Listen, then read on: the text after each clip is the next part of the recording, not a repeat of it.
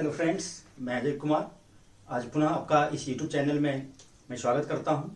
आइए हम लोग आज भारतीय संविधान का एक महत्वपूर्ण अनुसूची 8वीं अनुसूची पर चर्चा करते हैं। और आप जानते हैं कि भारतीय संविधान में जब इसका निर्माण हुआ था तो उस समय 8 अनुसूची ही थी।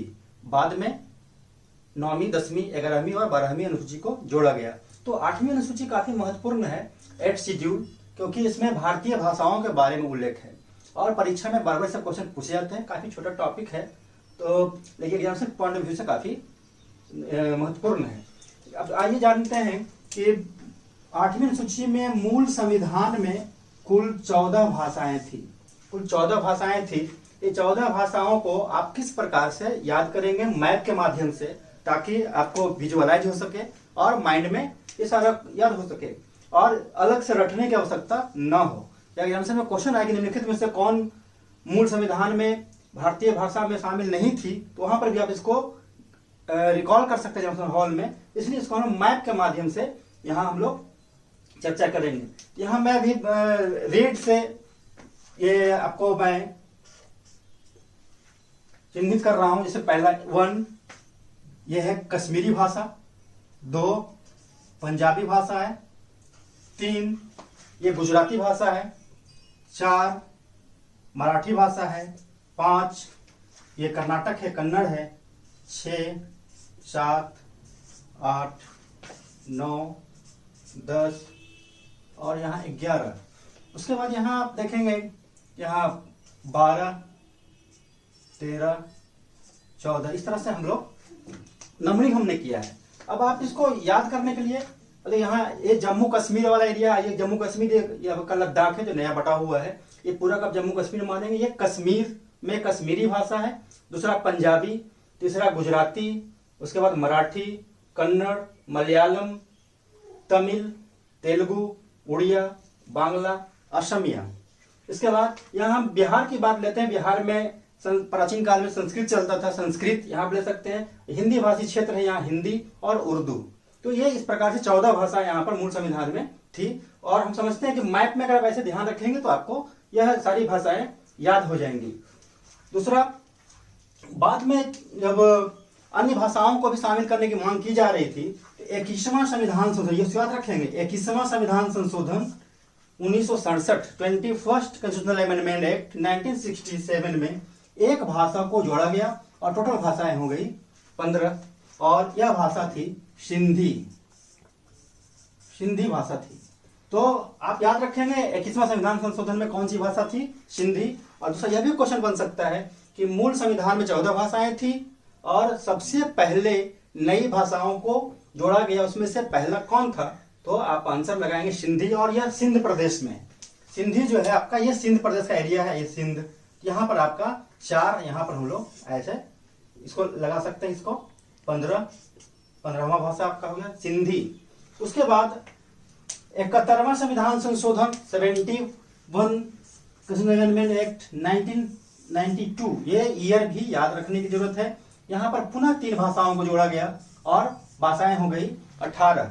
आप इसको ऐसे याद रखेंगे, नेपाली, मणिपुरी और कोंकणी। देखिए ये ऐसे बोलने से नमक भी हो जाता है, कोडिंग से भी लोग पढ़ते हैं नमक। इसको याद रखेंगे, N फॉर नेपाली।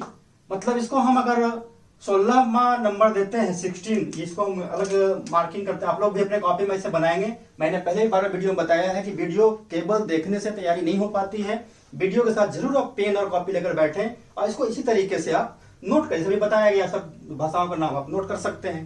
तो ये 16 नमक, जो हम बोले नमक का पहला अक्षर N है, नेपाली, और M से मणिपुरी। आप नक्शा में मणिपुर कहाँ है आप देखें, लोकेट करें कि मणिपुर कहाँ है। ये 7 सिस्टर में मणिपुर यहाँ पर है, ये मणिपुरी भाषा है। इसको हम नंबर दे देते हैं 70। अपने तरह से नंबर हमने दिया, अपने तरीके से नंबर हमने दिया है। ये कोई नंबर नहीं है कि 17 वही है या ऐसा है। तो चूंकि नमक हमने यहाँ लिखा इसलिए इसको पहले लिखा, फिर इसको बाद में लिखा है। और के है, के से कोंकणी भाषा यहाँ पर है, कोंकणी। इसको हम लोग लिखेंगे 18वां। ये कोंकण प्रदेश है ये वाला। तो ये आपका गोवा वाला क्षेत्र बेसिकली कोंकण तट है। ज्योग्राफी हम लोग पढ़ते हैं, कोंकण तट। यहाँ पर ये 18th लैंग्वेज यहाँ दिख रहा है। उसके बाद पुनः इसकी बार बार और भाषाओं को जोड़ने की मांग हो रही थी, तो 92वां संविधान संशोधन 92nd कॉन्स्टिट्यूशनल अमेंडमेंट एक्ट 2003, इसमें 4 भाषाओं को जोड़ा गया और वर्तमान समय में टोटल 22 भाषाएं हैं। वर्तमान समय में टोटल 22 भाषाएं हैं। मूल संविधान में 14 भाषाएं थी, फिर 1, फिर 3, फिर 4, मतलब 4, 3, 7, 8 भाषाओं को जोड़ा गया।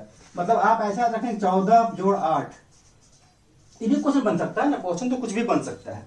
यहाँ पर आपका बोडो, डोगरी, संथाली, मैथिली, आप इसको बीडीएस एम लिख सकते हैं, BDS bachelor of dental surgeon, है ना।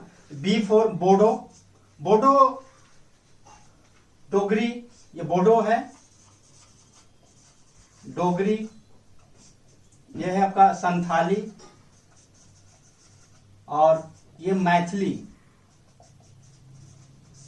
तो बोडो असम वाला एरिया में है। इसको अगर हम फिर नंबर देना चाहें तो आप नंबर ध्यान से रखेंगे। आप हम लोगों ने 18 भाषा पढ़ा था, इसको 19, 20, 21 और 22 अपने समान ले रहे हैं हम लोग, कोई फिक्स नंबर नहीं, पहले भी मैंने बताया।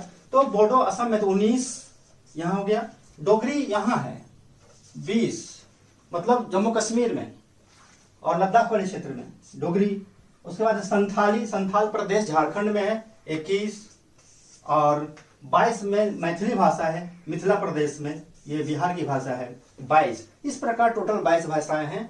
तो फ्रेंड्स, इस तरह से अगर आप देखिए, ये पार्ट है इंडियन पॉलिटी का, लेकिन ज्योग्राफी का हेल्प लेकर, मैप का हेल्प लेकर अगर हम पढ़ते हैं तो हमें याद होता है, और इंडिया के सारे स्टेट्स भी रिकॉल होंगे। और आपको फिर इसका फायदा क्या होगा, हर जगह घटनाएं पढ़ने में आपको आसानी होगी, चाहे करंट अफेयर्स हो, चाहे ज्योग्राफी हो, फिजिकल फीचर्स हो, इकोनॉमिकल अफेयर्स हो, सोशल कंडीशंस हो, कुछ भी हम पढ़ेंगे तो ये निश्चित फायदा पहुंचाएगा। तो दैट्स ऑल द बेस्ट दोस्तों, आप मेहनत करें।